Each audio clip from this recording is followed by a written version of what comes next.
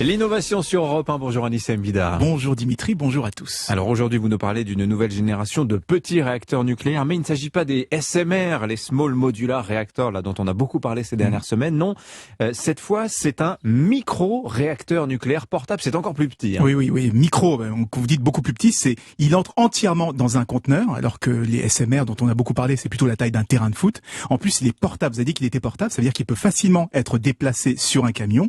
En plus, il est totalement autonome. Il fournit pendant à peu près 6 ans une puissance de 1 mégawatt, c'est-à-dire de quoi alimenter 1000 foyers. Ce sont les Californiens de Radiant qui sont les premiers à lancer le développement d'un prototype. Et leur objectif, c'est d'offrir une alternative aux groupes électrogènes quand on a besoin d'électricité dans les zones sinistrées ou dans les lieux complètement isolés. Tout ça sans aucune émission de CO2.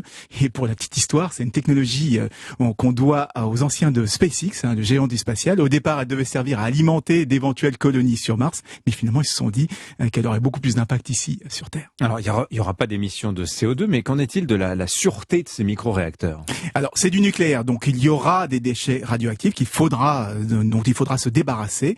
C'est vraiment le principal problème, mais il y a quand même des avantages par rapport aux centrales classiques. De par la conception même du réacteur, le cœur ne pourra pas fondre, contrairement à celui de Tchernobyl.